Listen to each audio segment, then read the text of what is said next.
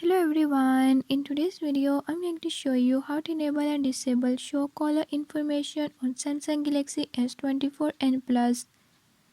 In this video I'm going to show you how you can do it. Before I start, if you are new to my channel, don't forget to subscribe and hit the bell icon. Watch complete video and learn how you can do it. Let's watch the video.